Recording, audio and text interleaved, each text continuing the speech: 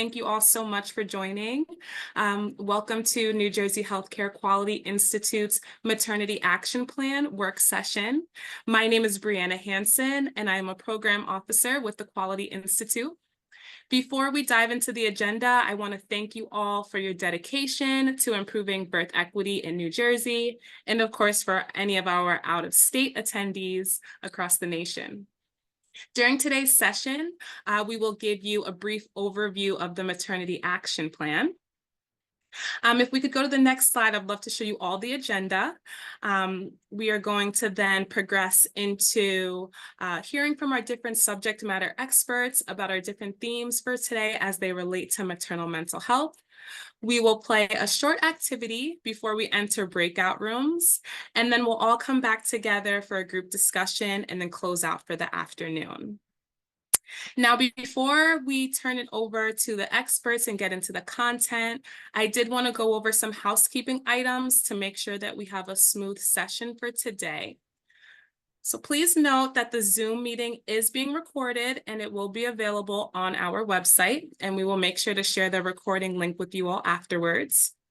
We have also enabled Zoom's AI companion, which is our virtual assistant that can provide you real-time transcription or a summary of key points from today's meeting. Kindly keep your microphone muted when you're not speaking to minimize background noise, and this will help contribute to a more focused and productive environment. As we navigate through the agenda for today, please feel free to step away if you need to at any point, as we don't have any built-in breaks. Also, as you see, we don't have a designated Q&A portion, but feel free to leave any questions or comments in the general chat, or you can also directly message them to Vanessa Gibbs. You can also hold any of your questions for our group discussion at the end. And if for any reason you have any technology issues, please feel free to send a message in the chat. Lastly, we ask that you take 1 to 2 minutes after today's session to complete a brief feedback survey, and the survey will pop up in your web browser after you close this meeting. Next. Thank you. So the New Jersey Healthcare Quality Institute, in partnership with many organizations and individuals across New Jersey, created and released the Maternity Action Plan, which is well known as the MAP, in 2022. The MAP is a holistic approach to making New Jersey the safest place in the nation to give birth and raise a child. The MAP provides a directional path forward in 4 critical areas: building the maternal workforce needed to achieve birth equity and quality, collecting and using data to improve equity and quality, reforming payment systems to drive high-quality, holistic maternal infant health care, and improving community-based social supports. In 2023, we launched MAP to Action. And very much like today's session, we hosted virtual work sessions for each section of the MAP, featuring subject matter experts from various sectors, including healthcare, law, community organizations, and government. For recordings and resources from our work session series, you can visit our website or scan the QR code that you see here on the slide. We also held an in-person convening to foster networking and collaboration amongst our virtual attendees. Our planning for this convening was shaped by conversations from the virtual sessions, which led to the creation of 6 maternal infant health values that you see to the right of your screen. These values are essential to our discussions, and they continue to guide the Maternity Action Plan work. Next. So from our audience and other key players, we did gain more clarity on goals to improve birth equity. So we refined our original 11 MAP recommendations into a one-pager of key themes. We also received feedback from many of you expressing a strong interest in diving deeper into, as well as engaging in discussions on maternal mental health. In today's session, we will focus on maternal mental health and emphasize the critical need to strengthen and support the perinatal workforce as well as enhanced community-based social supports, all with the aim of promoting birth equity and ensuring high-quality care. So we all understand the importance of education and training, and that's probably why you're here today, right? Which is to increase your own education on maternal mental health. Now in healthcare, the importance of continued training expands beyond just doctors and nurses. And when it comes to the perinatal community, education is paramount to ensuring the holistic well-being of clients. The map emphasizes the importance of education and training to effectively support birthing individuals. Among the various types of trainings available for healthcare providers and community-based health workers, today's session will highlight mental health first aid training. This training equips individuals with the tools to identify, understand, and respond to signs of mental health challenges. But I will let our subject matter experts explain more on that.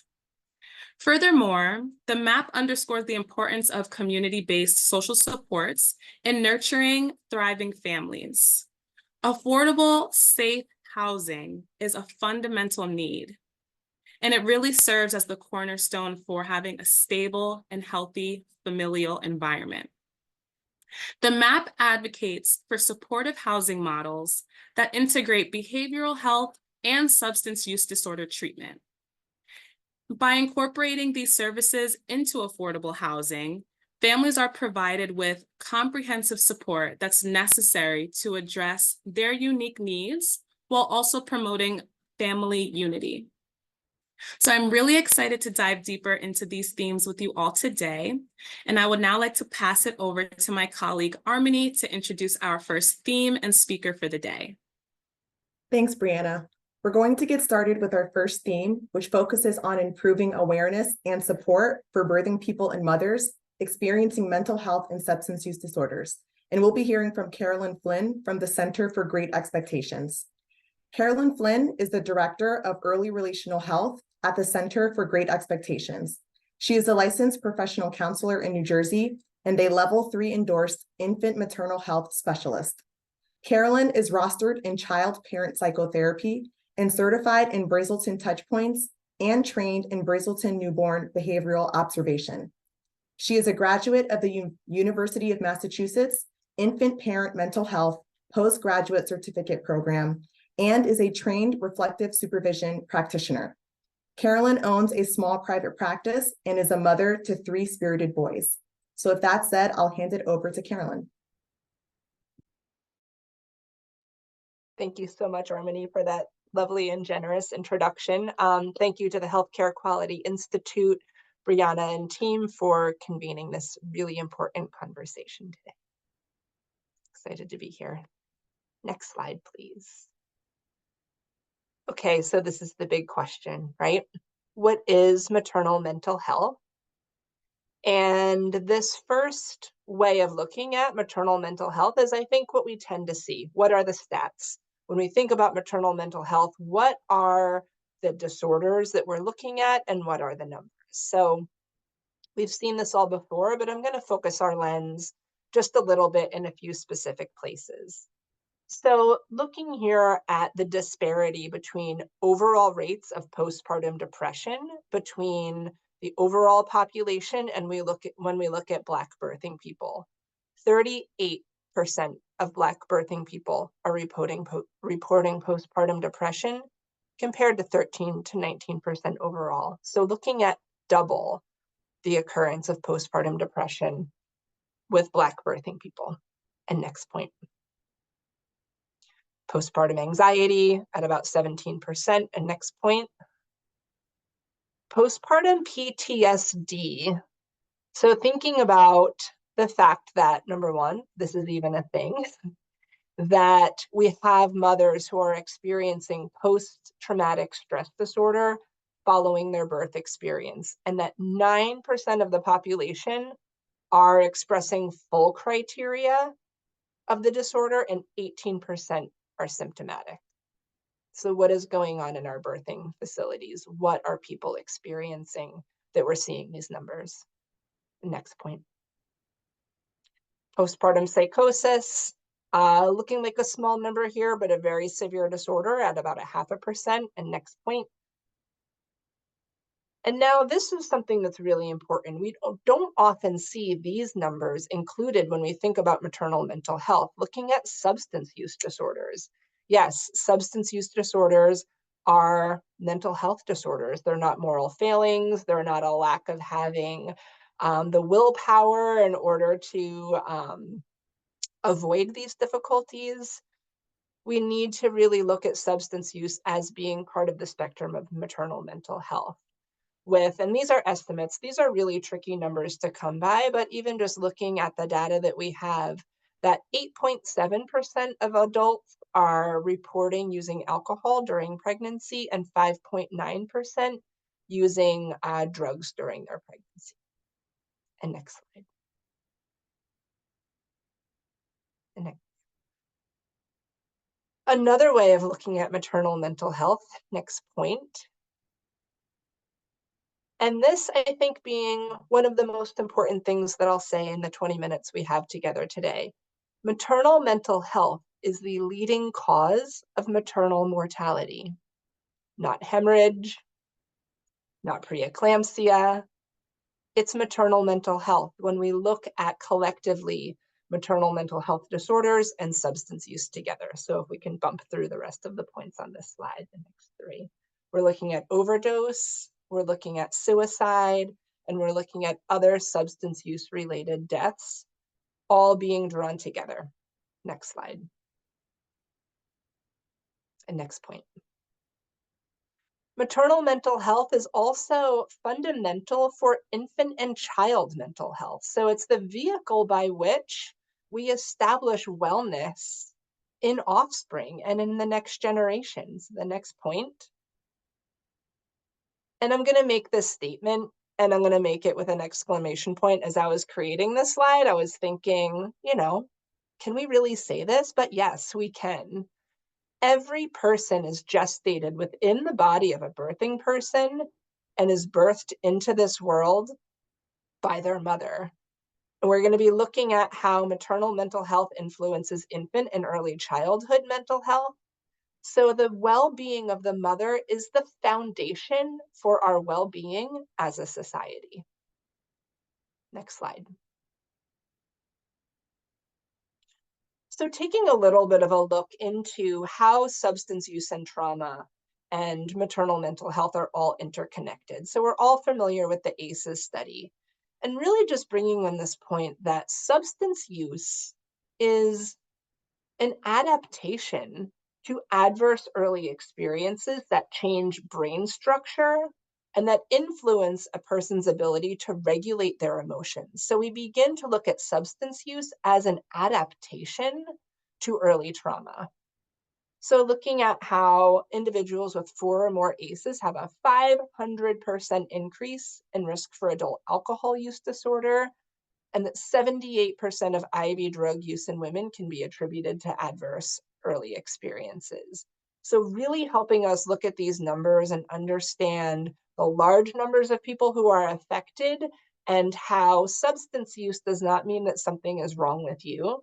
It doesn't mean that there's a character defect or that something, a person doesn't have enough willpower, but that these are reasonable adaptations to a change in the brain where an individual needs to use a substance to help them adapt to the changes that have happened to them due to adverse early childhood experiences. Next slide. Because trauma creates a vulnerability to addiction.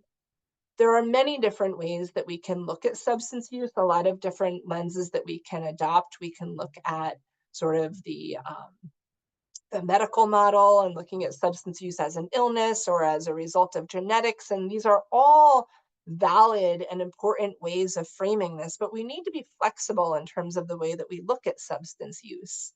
And I would invite everyone here to think about substance use as a way of regulating oneself when they have not had regulating relationships, so that an individual is able to utilize their thoughts, their brain, and their body in order to regulate their bodies. So they're using substances to do that. And in fact, that really makes a lot of sense. And it's something that, working at the Center for Great Expectations with birthing people, with mothers who have early childhood trauma, very often we say, thank you to the substances that kept you alive, that got you here today. Only now it's time to shift, because this thing that helped you to survive is now really harming your life. So next slide. So starting to think about how maternal mental health influences the parent-child system. And I'm really going to invite us to think about how important it is to look at the mom and the baby as an interrelated, interdependent system. We really need to move away from looking at the mom and the child as being separate and start to design programs, start to create interventions that really treat them as an interdependent unit, as a system. So the gestating prenate, the brain that's developing inside the body of a mother who is in an adverse environment, who has had difficult early childhood experiences, who has a mental health disorder, who is using substances, that brain is developing in response to the maternal environment. Okay, so we're going to look at what happens during pregnancy, and then we're also going to look at the way that mental health disorders and substance use change interactions between parents and children, and how that affects mental health. Next slide. So we think about the mother's body and the environment that the mother's body is in as being the child's environment during gestation. So we see how chronic stress during pregnancy leads to delivery complications, preterm birth, and low birth weight, and how that really creates a cascade of overlapping ways that this child is impacted throughout their lifetime, and how, in particular, domestic violence during pregnancy and all the stress that that creates leads to higher levels of emotional difficulties, behavioral difficulties, aggressive behavior, even violent crimes and suicide in children who have gestated inside of a mother who is in this adverse environment. And next slide. So real quick, just a really fascinating study that looked at how the mother's emotions are theoretically experienced directly by a child during pregnancy, or by the prenate during pregnancy, excuse me. They had moms on ultrasound with earphones on. The gestating prenate could not hear what was going on in the room. Watched 2 different clips of movies. The first was a clip from The Sound of Music, intended to create feelings of happiness, and the other was a clip from a movie called The Champ, where this boy is crying over his dying father's body. And they looked at fetal arm and leg movements. In the happy clip, arm and leg movements increased while mom watched the happy portion of the clip, and then went down to about baseline. In the sad movie, the fetal arm and leg movements decreased while she was watching the sad portion of the clip, and then never returned to baseline during the time of the study. So we can surmise that the gestating prenate is directly experiencing mom's emotions during pregnancy. And next slide, we're thinking about how the brain is developing in order to survive in the environment that the child will be born into, right? It makes sense that if you are in an environment that is unsafe and violent, that the brain would develop to be more vigilant and more reactive to that environment. So we see infants being born with brains with amygdalas, right? So the threat detection system that is larger and more sensitive, and cerebral cortices that are smaller. So the ability to regulate one's emotion is housed in the cerebral cortex.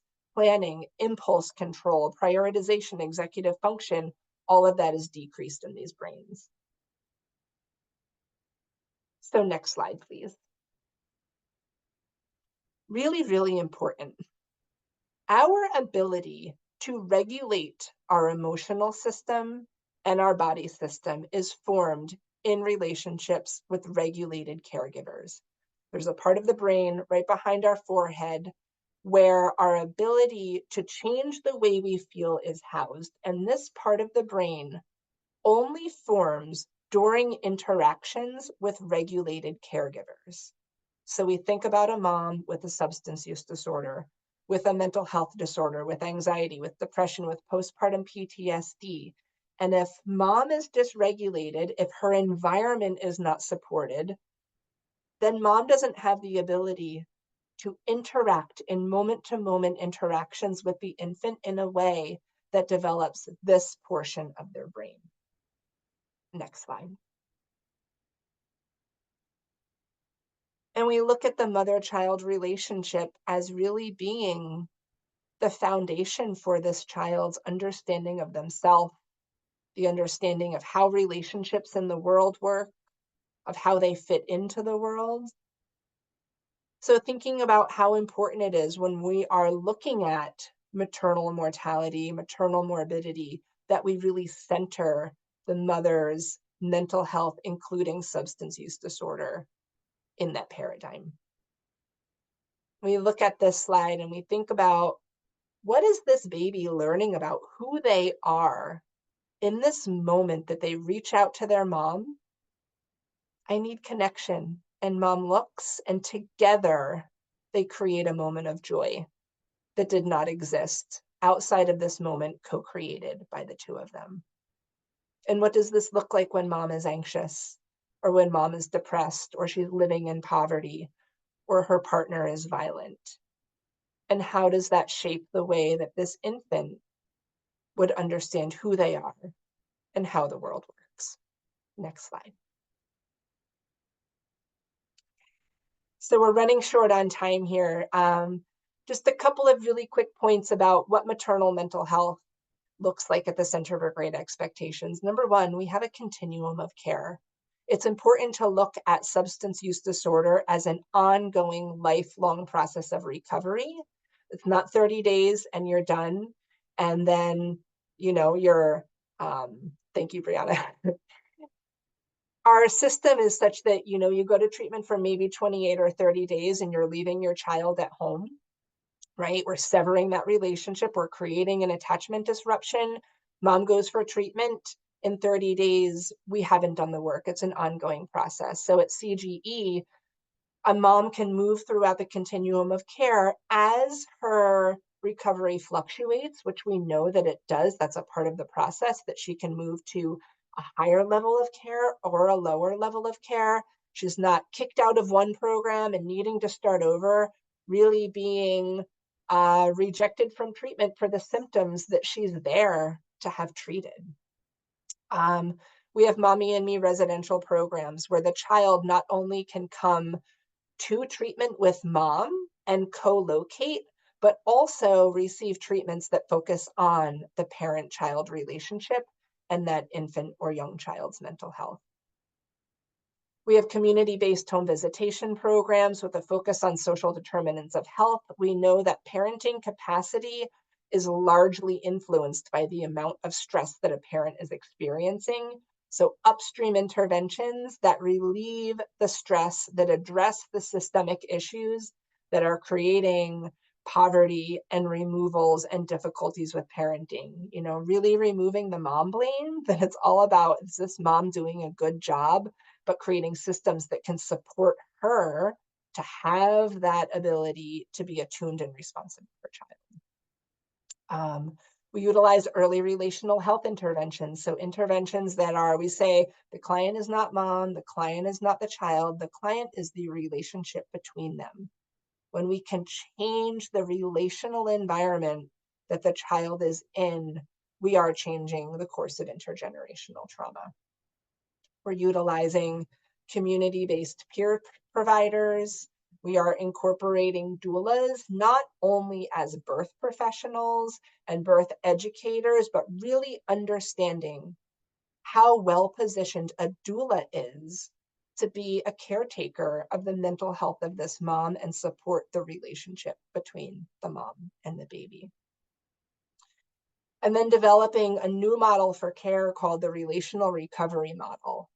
something that we're developing right now that looks at what are the relational components of substance use? What did these moms not get as a child? And how can we provide opportunities for a safe relational environment that mom can heal and develop a different type of relationship with her child than she did receive in her own upbringing?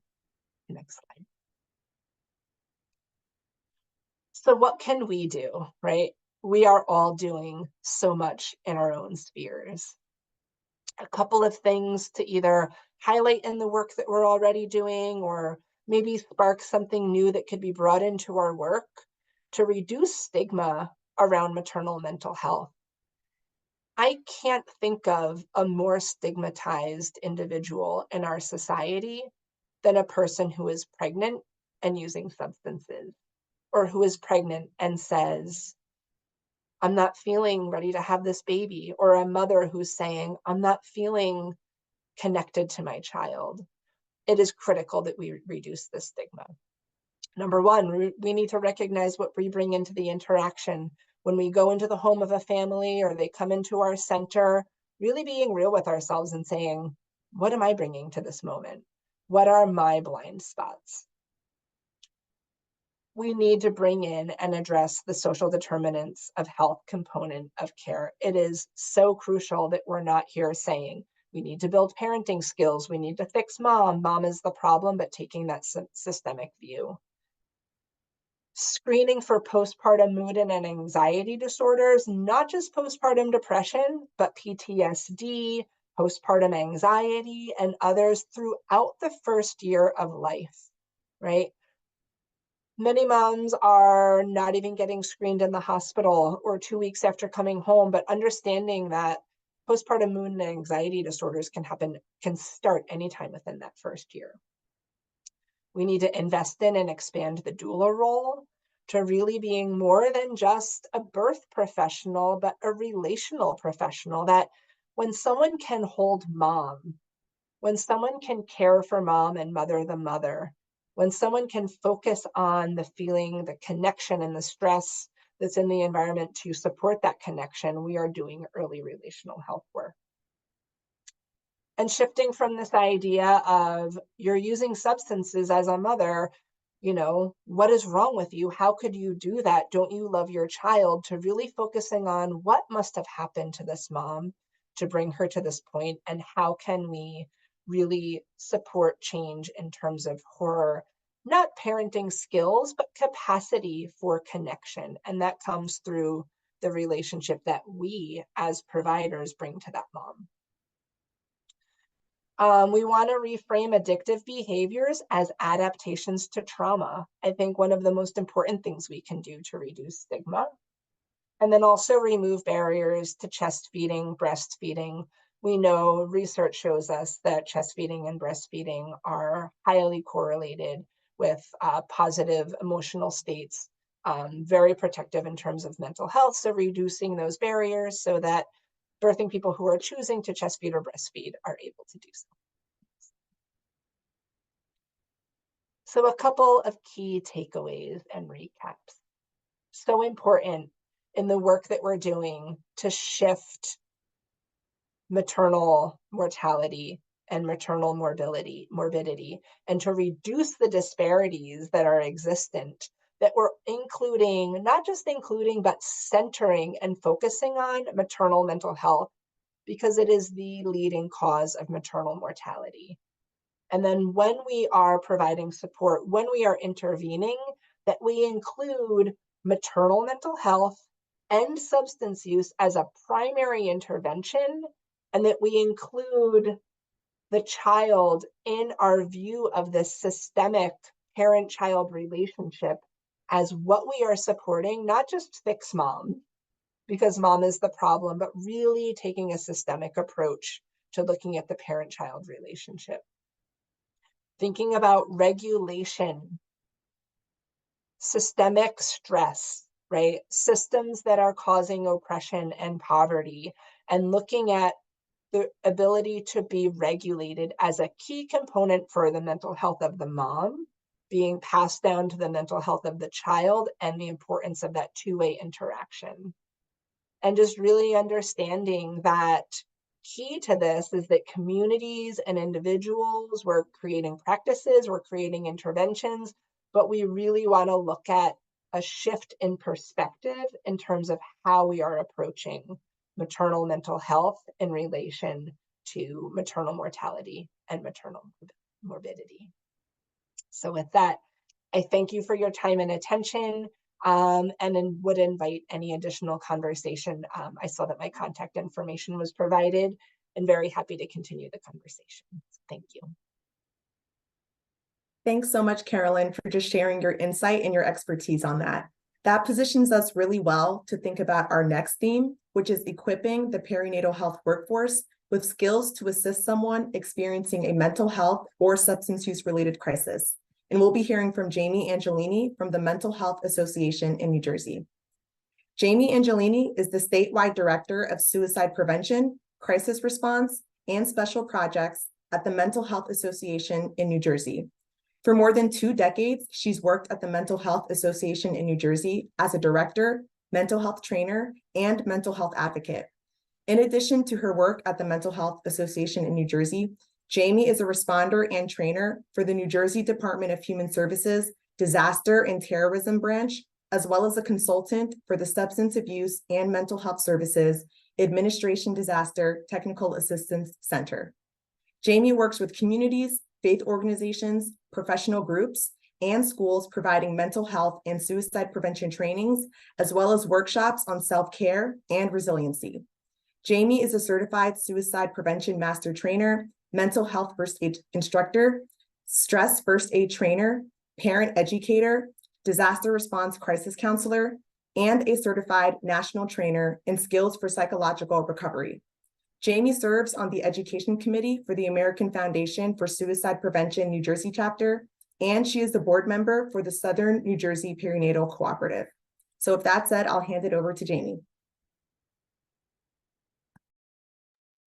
Thank you so much, Armonie. Thank you to the Quality Institute for hosting this wonderful event and for having me today. Before I get started, we are going to watch a short video, and it will really frame what I'm going to talk about today. Thank you so much, Carolyn, for setting the framework for the awareness around maternal mental health.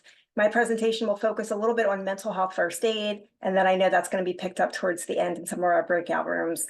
I'm going to talk about what mental health first aid is, how it's evolved over the last several years, what the benefits are of someone who receives mental health first aid, but also for those of us who receive mental health first aid training, and then of course the key takeaways. So Annie, if you wouldn't mind, we'll start with this opening video. And what I would love to hear is some of your feedback as the video is on, and even when it comes back, even when we come back, feel free to drop messages in the chat. If there's something from this video that touches your heart, this is a brand new introduction for you around mental health first aid.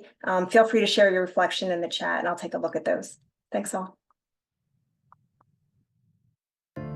I'm Danny. I've lived with depression and anxiety for about 12 years.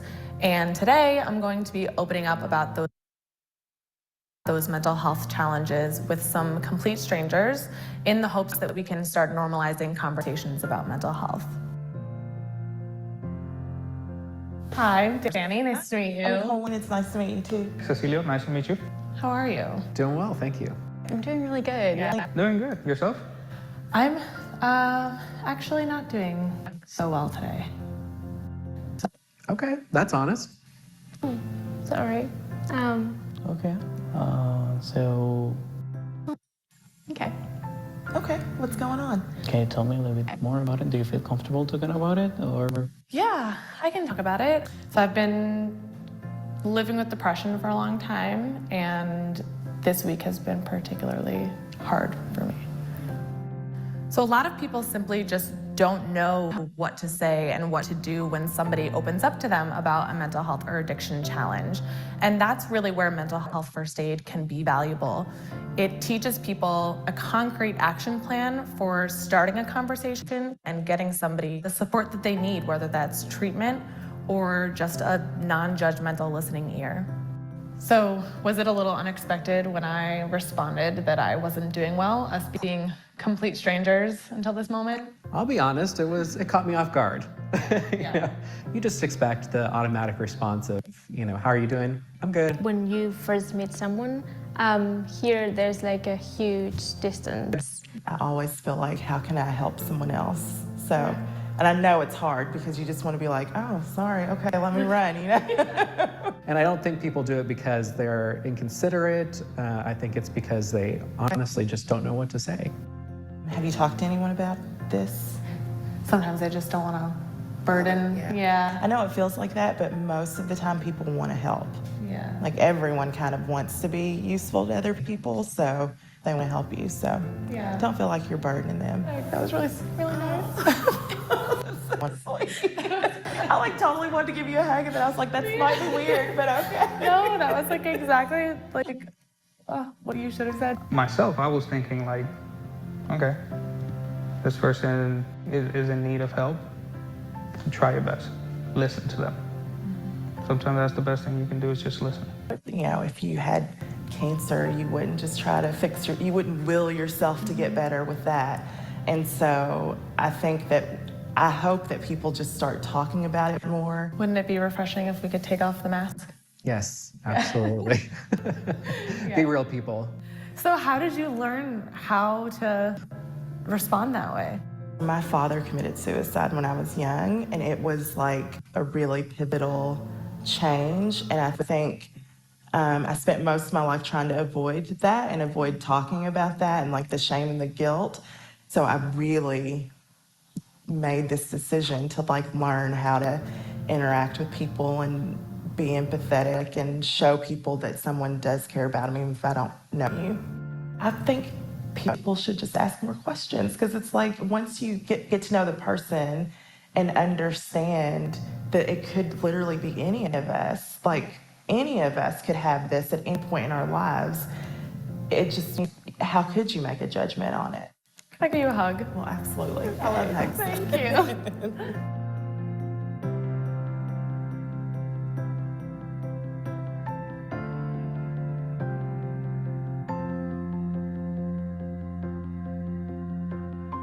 Thank you. So I see some things coming in the chat. Please keep those coming. I want to hear from you all. We're thinking about our perinatal community, our healthcare workforce, and how we engage people. So my thoughts are, share with me anything from the video that really touched your heart. And I'm going to take a look at some of these. And feel free to keep those coming in even as I'm speaking. Absolutely. So let's talk about what mental health first aid is. It is, for those of you in the room that are not trained in mental health first aid, and hopefully after today, for anyone that isn't, you're going to say, how do I get this training? It's an evidence-based public education course, and it teaches everyone, right? The lay person, the individual with no mental health background, every one of us, how to identify signs and symptoms. If someone who we're working with or supporting, or even a family member is living with or experiencing a mental health challenge, a mental illness, or a substance use disorder. The training provides the skills you need to reach out. One of the things that keeps us from reaching out sometimes is that we feel we're not equipped. This training really does equip individuals. So if someone in your life is developing a mental health challenge or substance use challenge or problem or experiencing a crisis, the program does really equip you with those skills. Next slide, please. So when you think about mental health first aid, I was trained in this over a decade ago. And I remember we were just hoping to get to 1 million people. Currently, we're at more than 3 million people trained in the United States in mental health first aid. It is offered in every state in our country, and it's been adopted by 25 countries around the world. Everyone who takes the training receives a 3-year nationally recognized certification. And I always say it's more than just this one-day class. It truly is a movement that people are joining in focusing on how do I change the way I interact with people, not just professionally, but for everyone in my life. Next slide, please. So what do you learn? What does it cover in this full-day class? Common signs and symptoms of a mental illness, common signs and symptoms of substance use. So we just heard from Carolyn lots of the different statistics and all the ways that someone is impacted. So in this training, you just get to learn, how do I recognize early signs, worsening, or crisis? How might I interact with someone in crisis? How would I connect someone with help? Because again, we want people to leave the training feeling like they can connect someone. There's expanded content on trauma, on addiction, and a strong focus on self-care. Because you all know in the work that you do, we cannot care for anyone else if we're not caring for ourselves. So woven in throughout the training is always a strong focus on self-care when we're planning to engage and support someone. Next slide, please. Mental health first aid, as I said, is evidence-based. So here's a few points that you can take with you today that the evidence shows us. There's an increased mental health literacy. So when people take the training, their knowledge grows around the area of mental health, risk factors around mental illness or addiction. There's an increased knowledge of resources. So we want people to leave the training feeling like I understand resources better. And it could be national, it could be community resources, but just this idea of if I want to encourage someone to receive help, where do I begin? Increased confidence. People leave the training feeling more confident and competent that they can help someone, that they can do this work and reach out. And then notice that last stop point, psychological distress goes down. There's been evidence that shows there's a decrease in psychological distress for people in the training. So for participants, we feel better after we take this training with our own emotional wellness and our self-care program. Next slide, please. So the vision for mental health first aid in the United States, mental health first aid wants every American to have at least one first aider in their close circle. So just think about yourselves for a minute. You're a close circle, and close circle doesn't just have to be colleagues or friends or family members, but your physician who you see, right? Our midwives, our doulas, somebody that of course is following us throughout pregnancy, our close circle. Every 1 in 15 people should be certified so that if you come in contact with someone who's experiencing early signs or worsening signs, we can all recognize the signs and symptoms and have the skills to engage someone. So you notice there it says, be the 1 in 15. And that's our hope, is that every one of us are that 1 in 15. Next slide, please. So what are the benefits? There's so many, but in the interest of time, I'm just going to hit on a few today. Most of us, and I know I have a lot of healthcare professionals in the room, but even ordinary citizens, right? Most of us are trained in CPR. And if we saw someone having a heart attack, we would start CPR. At the very least, we would call emergency services. But too many of us know what to do if someone was experiencing a panic attack, or if we were concerned that someone in our life was showing early mental health challenge signs. Mental health first aid takes the fear and the hesitation out of starting what can be that awkward conversation. And that's why I started my presentation with that video. And I saw so many wonderful comments in the chat, because it touches our heart when we think about, I can do this. I can start this conversation and it doesn't have to be so difficult. And mental health first aid really helps us with an action plan of what would I say if I was concerned about someone and what might I do? It teaches us to safely and responsibly identify and address potential mental health or substance use challenges. And notice it says safely. We want to engage in a way that feels comfortable and safe for us always. And it provides an opportunity to practice. I think you're going to get to practice a little bit today in your breakout rooms, but throughout the training, we are practicing role plays, small group scenario activities focused on real life situations. So when you leave that course and you're certified, you've had a lot of practice on what that might look like out in the community when you're engaging with individuals. Next slide, please. Okay, so for the perinatal community, this has been so crucial and so important. It's being used to support pregnant people during prenatal delivery and postpartum period. So although there's not a specific curriculum, the Quality Institute, in collaboration with my agency at the Mental Health Association, brought together experts, individuals with lived experience, and they developed for the first time ever 6 maternity scenarios to be used in the mental health first aid training. Nothing like this was ever done before. The National Council, who oversees and created mental health first aid, approved those scenarios. So we're so thankful to the Quality Institute for leading that with us. And they're all based on real life examples that doulas and others face regularly when they're interacting with individuals. So the pilot, first in the nation, of these scenarios is now being used with the perinatal community of health workers. We're really excited about that. Next slide, please.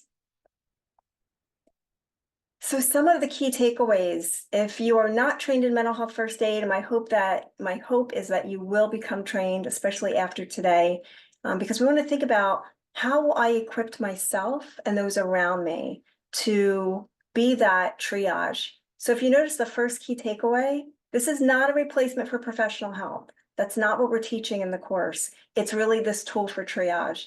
It's being able to offer a compassionate ear. It's being able to be the linkage between that individual and maybe other resources.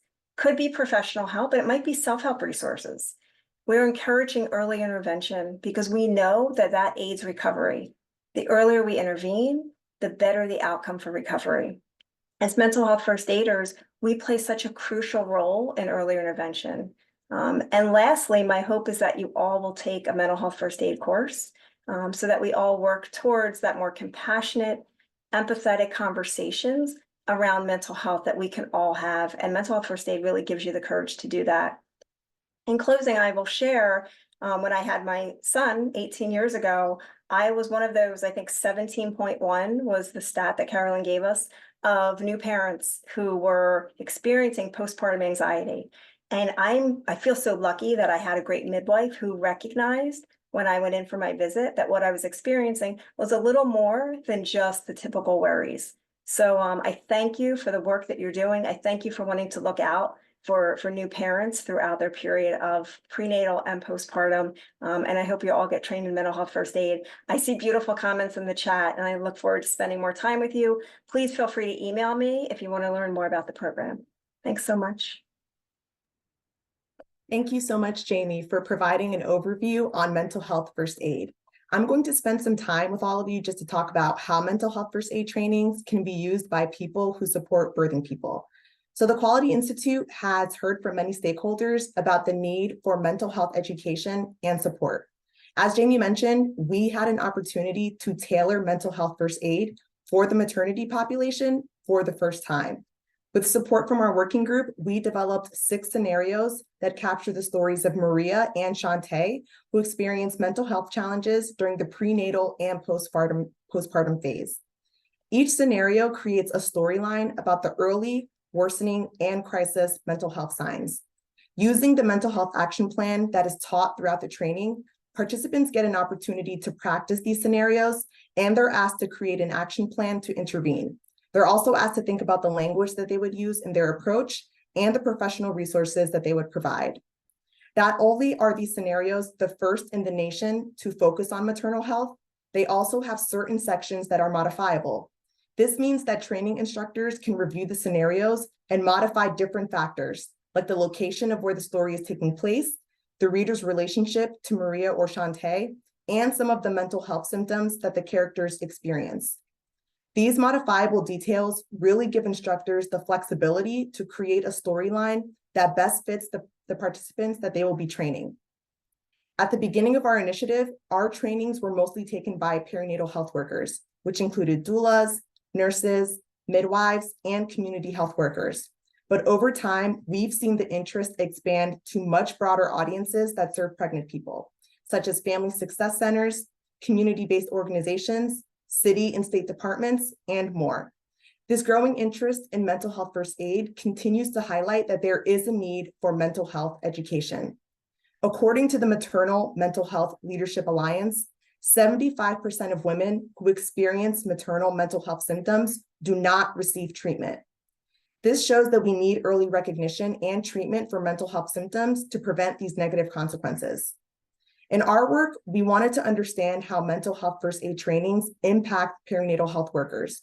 So we collected feedback immediately after the training and also reached out 3 to 6 months later to get a sense of how the participants were using this training skills that they gained.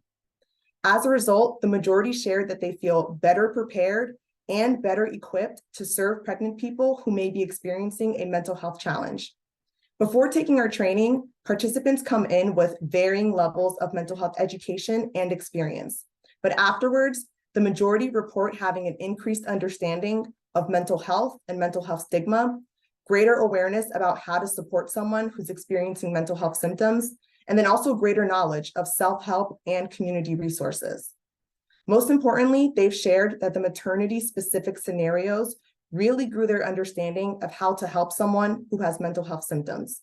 They've also shared that the scenarios were applicable to their work because they've witnessed similar situations with the pregnant people that they serve. We've also had the opportunity to receive personal stories from many participants who've taken our training about how they've been able to use the skills that they've learned. Over the last month, we met with 3 of our participants to highlight their story and to raise more awareness about the value of mental health trainings for the maternity workforce. I'll only go through one of their stories, but the rest of them will be shared with all of you in our follow-up email. So we had the opportunity to meet with Kesmil Davis, who is a postpartum doula. She shared that she first took our training to receive mental health education for her own benefit, that although she is a doula and she had knowledge about anxiety and mood disorders, she was not trained on how to approach those situations or how to talk about it with new parents. Since taking our training, she shared that she was much better equipped to support her pregnant clients. One story that she shared was that she was supporting a pregnant client who had a history of mental health challenges and who was currently seeing a therapist at that time. Her client disclosed that they were having difficulties with breastfeeding their baby. Before taking our training, Kesmil mentioned that she would have encouraged her client to continue breastfeeding, but after taking our training, she realized the importance of listening non-judgmentally to her client's concerns. Her client eventually decided to end breastfeeding because it was impacting her mental health. But Kesmil shared that she was able to understand the type of effect that had on her because she was able to listen and because she assessed how she was able to support her in that decision and also offer reassurance. To have had her client feel safe enough to share that information and to know that she would be supported was very powerful for Kesmil. Hearing stories like these about how mental health first aid empowers people to serve pregnant clients is very meaningful, and it really shows the need and the value for this training. It's also been really rewarding to hear participants share that they're not only using these training skills with the pregnant people that they serve, but also with friends, family, and even their colleagues. So it's great to see mental health first aid being used for all people in a variety of spaces. And so with that said, I will turn things back over to Brianna.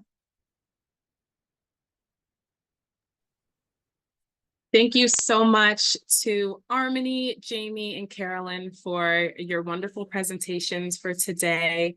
I know myself, I've been really soaking in all of the information and knowledge, so I appreciate each and every one of you for sharing with us today, as well as being vulnerable and sharing your personal experiences. As Jaime hinted to earlier, we will be getting a little small taste test of what the perinatal mental health first aid training scenarios look like, and we'll be doing that in our breakout rooms. But before we get to the breakout rooms, we're going to play a quick low lift game. It'll take only about 5 minutes. So if you do need to take a bio break, right now would be the time. But we do ask that you come back by 1 p.m. So I just sent a link in the chat for Mentimeter, and I'll give you a quick overview of what the game will look like. If you've been on our previous MAP work sessions, you may recall this game, but what you're gonna see on your screen is a word. So the first word that you should see is addiction. And we ask that you write the first few words or phrases that come to mind when you hear the word addiction. Once you submit your responses to the Mentimeter, please come back to the Zoom screen so you can watch as your responses as well as your peers' responses populate on our word cloud. And if for any reason the Mentimeter does not work for you, you can put your responses in the chat. Also, please do not close out of the Mentimeter because we will be doing another word after addiction.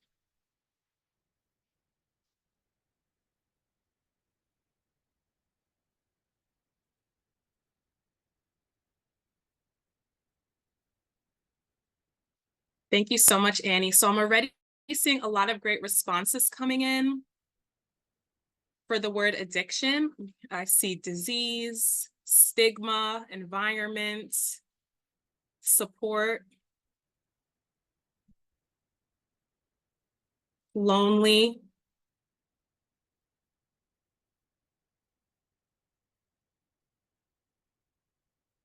compulsion, compassion. So from Carolyn's presentation, I would put in the word adaptation, right? Since we learned that addiction is our way of adapting to traumas. So that's something I would add. I see recovery on here, self-medicating. These are a lot of great words. Misunderstood, suppression.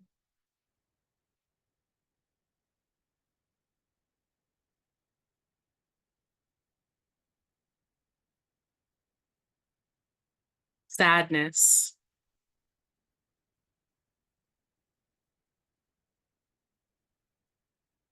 Hopelessness.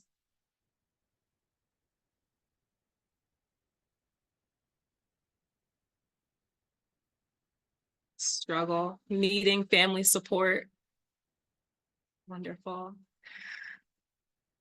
Great. Well, thank you all so much for submitting your words and phrases for addiction. So we're going to do another word. So if you can head back over to the Mentimeter. We are now going to do the same type of activity, but our words will actually be mental well-being. So really think about what comes to your mind when you hear mental well-being, and it can be a word or a phrase.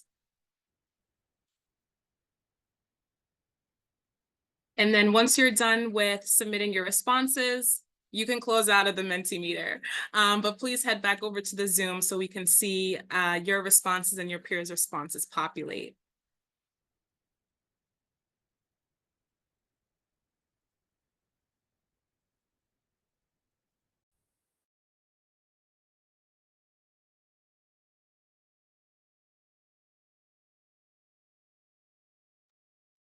So I know the first one that I saw that came up was good family backgrounds.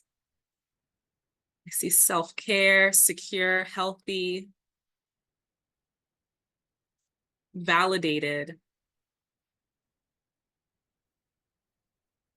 loved, sleeping and eating well. It's very true.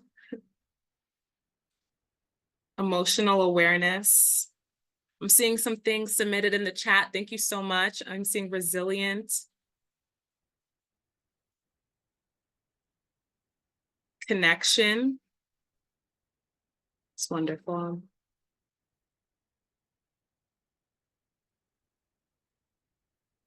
So it looks like our responses are slowing down a little bit, but I do want to give you all, well, not all of you, a few of you, an opportunity to come off mute and talk about, any feelings or emotions that were evoked from this activity. If there was any word or phrase that stuck out to you that maybe you didn't think about before, or if you want to even share why you selected the certain words or phrases that you did.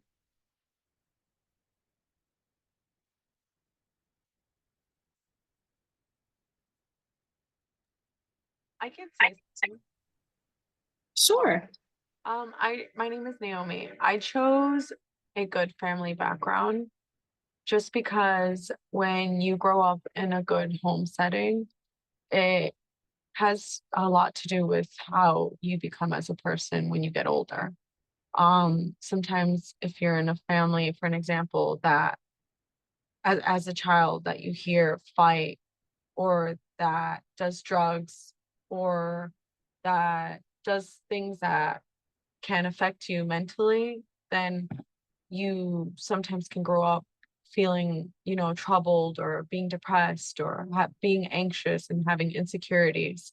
So that's why I wrote a good family background, because when you come from a good family with good morals and good standards, they always tend to direct you to the right path. And that's why I felt like that has a lot to do with your own mental health.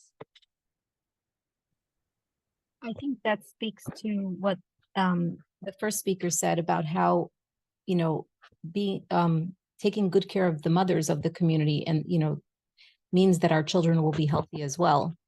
And, if a person has an unhealthy environment, whether it's in utero or even in early childhood, it's going to affect how they develop. That's exactly, I think you're supporting exactly what they were saying earlier.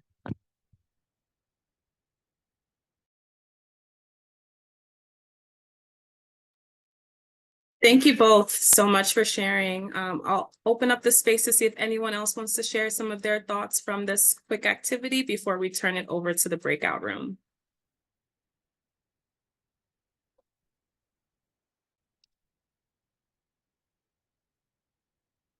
All right, well, with that being said, I'm going to pass it over to my colleague Adelisa to give you all an overview of what our next few moments will look like.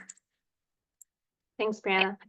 So I'm going to give a quick overview, but do know that in the breakout room itself, we will provide a little bit more context and direction. But as you've heard a couple of us allude to today, the breakout rooms will really focus on one of the mental health first aid scenarios that we use in the training, both as a way to give folks who may not be familiar with the training some exposure to what we talk about in the training, but also as an opportunity for us to share some best practices, thoughts, questions, or even concerns as we walk through Maria, who is experiencing some mental health symptoms, and kind of walk through her journey when she first starts experiencing some of those symptoms, and then as they start to worsen a little bit.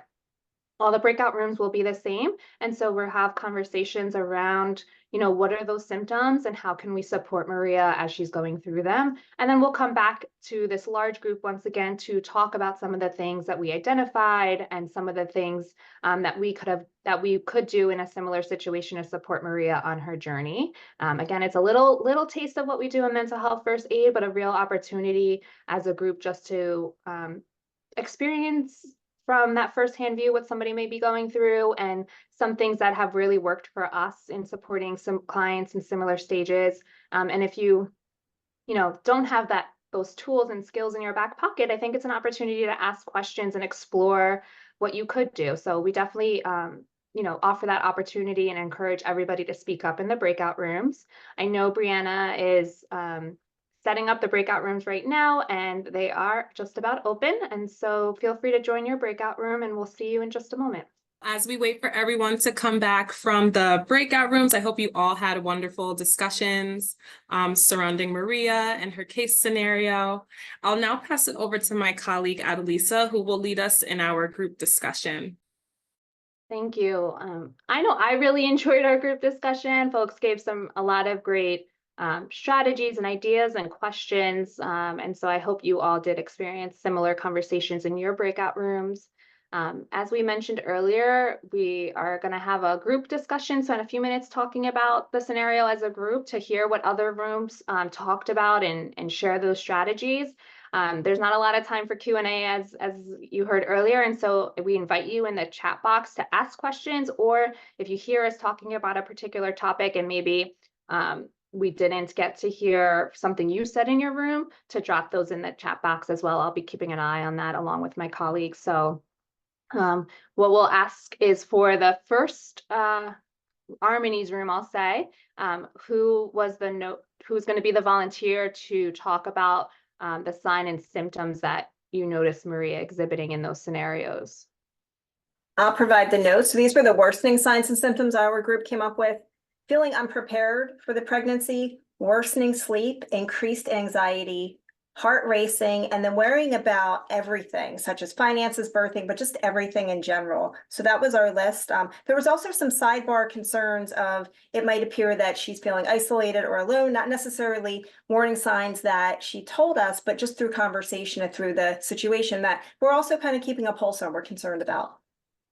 Thank you, Jaime. That was a very comprehensive look at some of those worsening signs and symptoms. And I know if we maybe just have a minute or two here, did anyone from the other groups think another symptom was really important that Jaime maybe didn't mention? If you want to mention that out loud or drop that in the chat box.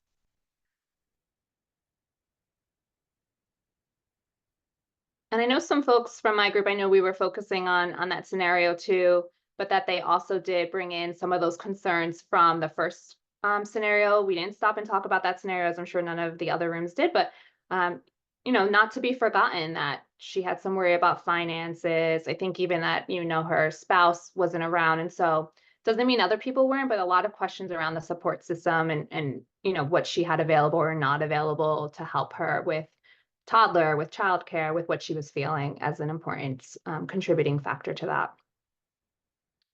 I don't see any other thoughts in the chat box. And I think one other thing we talked about in our breakout room too was noticing. And so what Jaime just pointed out was exactly what we talk about in mental health first aid as that very first step is you're noticing. And as mental health first aiders, we're always noticing, we're always assessing for any mental health sign and symptom, for any changes that we're noticing.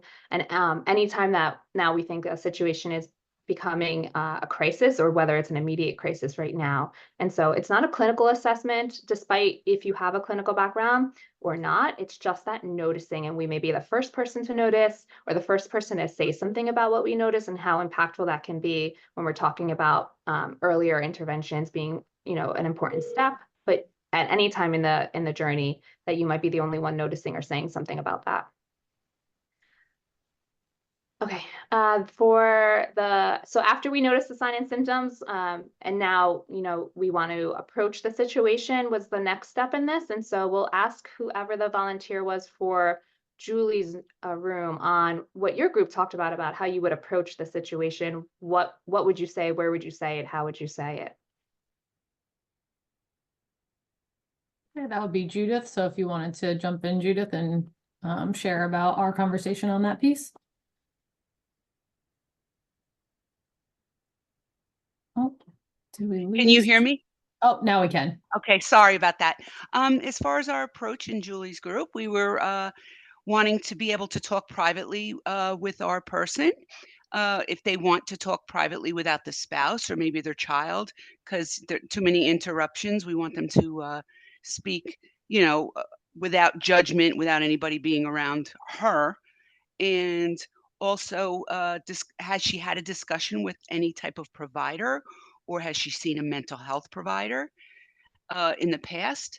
So we can assess if she's, had been in care previously, or, moving forward, there may be need for care. Thank you for that. And yeah, Sure. Thank you for sharing that. And Julie, as the moderator for that group, just wondering if you have anything to add to how your group, how you would approach it as a mental health first aid instructor yourself, or other thoughts that came out of your group. Yeah, we had a great discussion, lots of good questions that folks would think to answer. And we also talked about, as Judith mentioned, like, do we have the space? Are we private? Is maybe a partner or that other older child, are they present? Can we make sure that we have some privacy when we have that discussion to make it a little bit more conducive to that open and honest conversation? Also just, being ready that we might not be the right person for this conversation, and kind of having some of that information, that resource and referral ready to make recommendations about who else we can talk to, or who else, I'm sorry, Maria can talk to if she's not feeling comfortable opening up to us and being comfortable with that. Not putting any pressure on Maria, just really putting ourselves out there as an option for her of support, but not making her feel like she has to tell us what's going on. And also just making sure that we're using our I statements to kind of support that noticing piece that you were talking about earlier, Adelisa, rather than kind of putting the onus on Maria, saying, I've noticed that you've been really focused on being prepared for this next child, or I noticed that you've been worried about finances. So just really being thoughtful about how we're presenting some of those conversations. Thanks. And I think you pointed out a lot of key components there, and particularly around, the space and environment. And that can be really powerful, because there's a lot of reasons, and we talked about a little bit, but why someone may not want to talk about how they're feeling, or realize that they're even showing any sign and symptoms of maybe a mental health concern. But really offering that space and opportunity that you are available to speak when they're ready to. And even if they say, that they're not ready at that time and point, checking in on them, particularly if you're concerned with their symptoms, and, really reminding them that you're there to speak with them whenever they feel comfortable doing so, if they'd like to talk, really providing that space and opportunity to do that. And we talked a lot about the similar things, that non-judgmental tone, and using those I statements, talking privately, and we'd also talked about in our room is evaluating our own frame of mind when we're approaching somebody that we're noticing these signs and symptoms. Are you prepared to express concern without judgment? Are you the best person to help right now? And can you invest the appropriate amount of time in a conversation right now? it's great if Maria felt open and ready to talk right now, or maybe approached you with how she was feeling. But if you have to leave in 2 minutes, then now might not be the best time for that conversation. And how we can say to Maria, this is really important to me. I want to talk to you about this.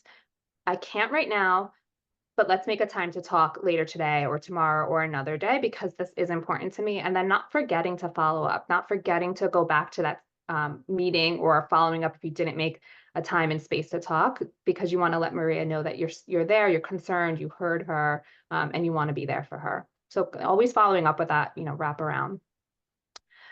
The next part of the conversation, now that we've noticed the sign and symptoms and we've approached Maria about those signs and symptoms, is what are some actions we can take to support and help Maria as our next step? And would love, this was my group and Naomi volunteered. And so Naomi, do you maybe want to share some things our group talked about? Yes.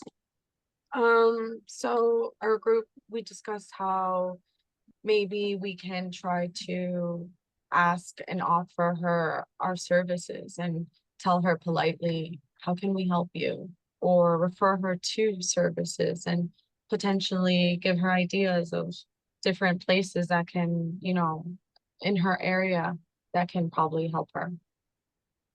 Thanks, Naomi. Yeah, we talked about listening non-judgmentally as being that first step, because that can really help someone feel heard, feel understood, and it sets the tone not just for this current conversation you're having with Maria, maybe the next conversation you have, Maria, but with other people in their life, right? If they think that you are interested in how they're feeling and you want to help, that maybe it's not just you, maybe other people would want to too. And so we really did talk about listening non-judgmentally, looking for those verbal and nonverbal cues, and considering bringing in those cultural considerations, both of what you bring to the table, but what that individual may be bringing to the table. Like Naomi mentioned, that was a great point, is, we talk about the ALGE action, mental health action plan, but a little bit giving reassurance and information we call hope with facts. And so someone in our group did bring out, letting Maria know that she's not alone, that other people, have felt like this before. Other pregnant people, if you're prenatal or postpartum, have felt like this before. And also they've gotten better, because we know that we can give that person hope for recovery, because we know people can get better. And they may not know, that other people, they might not think, I'm the only one who feels like this. I can't believe I feel like this. They might feel ashamed or embarrassed. And so opening up that space that it's okay how they're feeling and other people have felt that way. And then encouraging appropriate professional help. A lot of folks in our group talked about, nurturing NJ as a good way to identify what resources and support is available, researching local support, different types of professionals. And mental health first aid training, we really do get into, who are the types of professionals that can help, how do they differ, because different professionals offer different levels of help or treatment. And so really talking about that a little bit.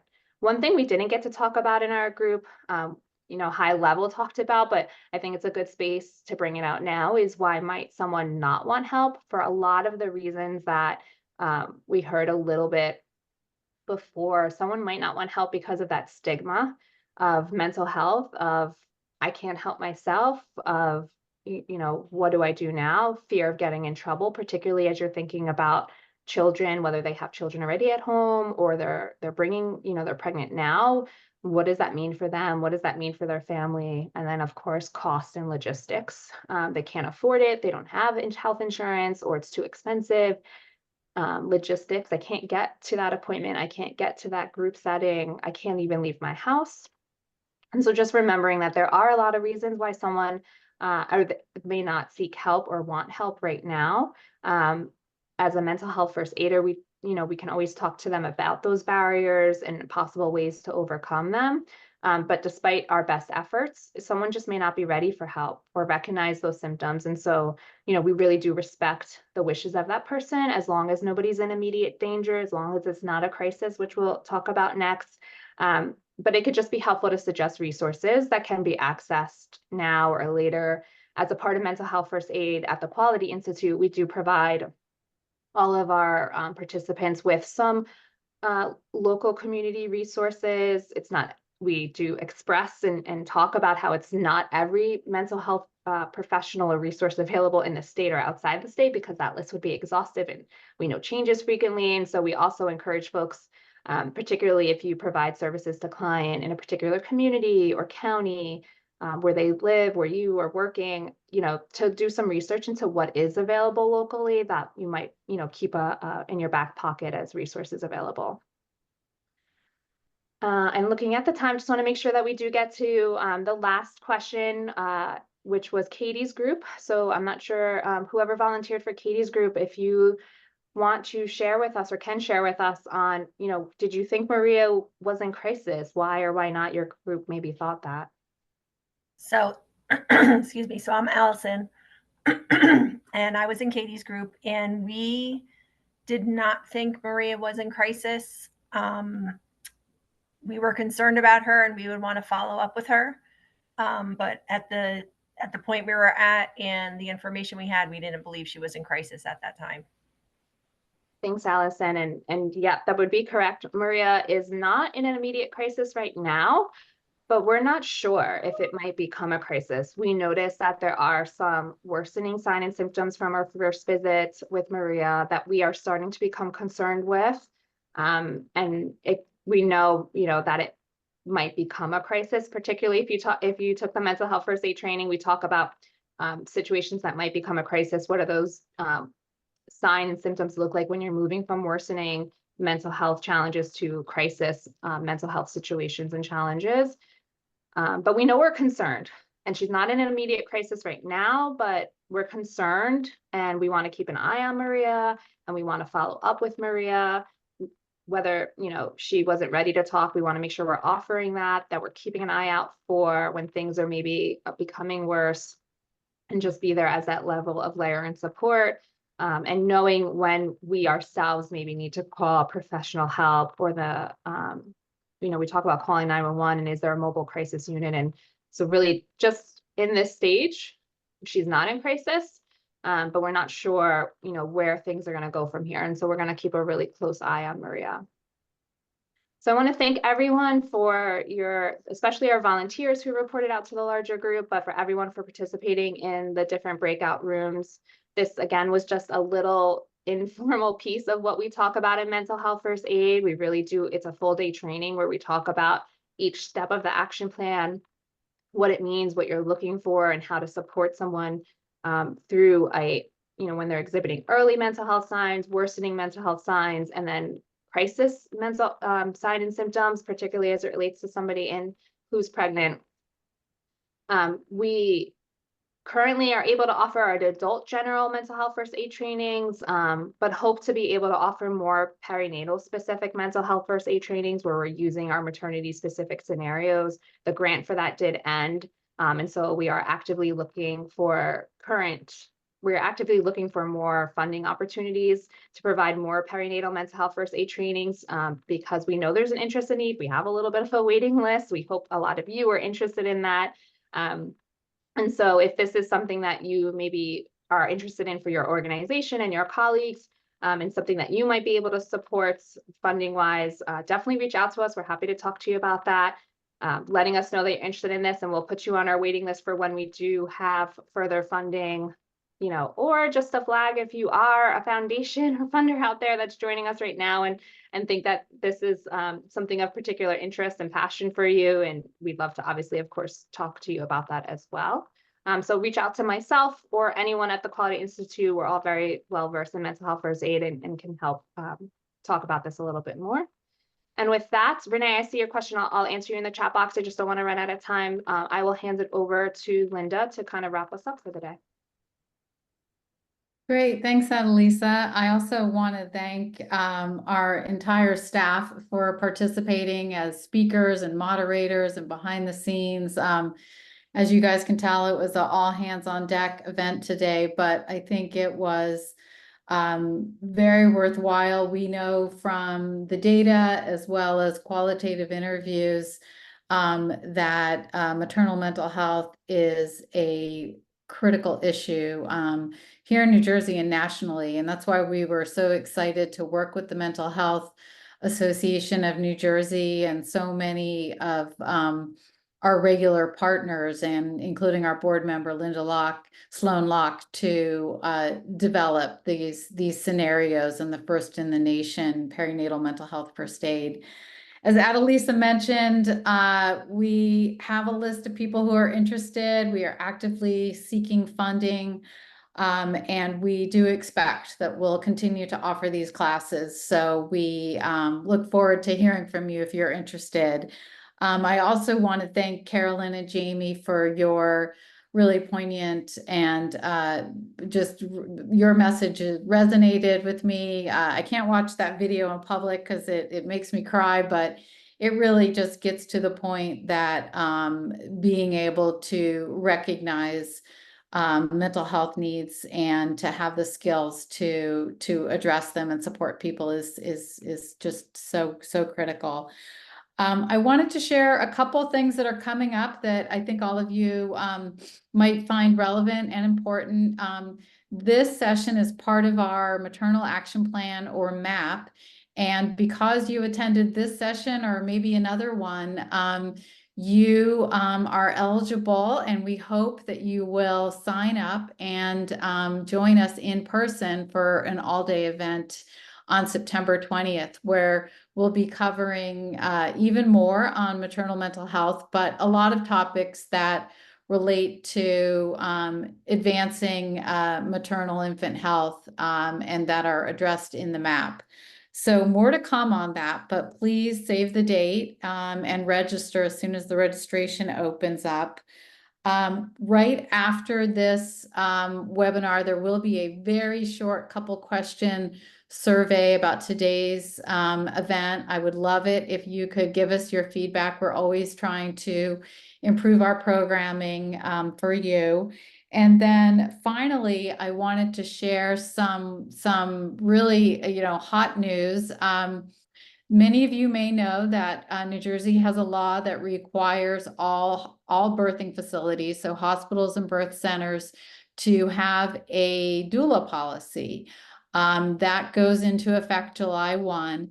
And the Quality Institute, working with most of the hospital systems across the state, as well as Health Connect One and the New Jersey Doula Learning Collaborative and many doulas, worked consensually to create a document which serves as a guide for creating doula policies for a hospital facility. It goes through in great detail best practices for what would be in that type of policy.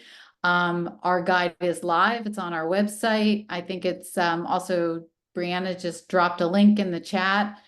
So we encourage you to check out that guide. And we're also going to be having a information and Q&A session on that next Thursday from 2 to 3 o'clock. So we look forward to continuing to engage with you, and thank you again to everyone who attended today and to who made today possible. Thank you also to the Robert O. Johnson Foundation for funding all of the MAP work. And with that, I will bid you adieu and have a wonderful day. Thanks so much. Take care. Bye-bye.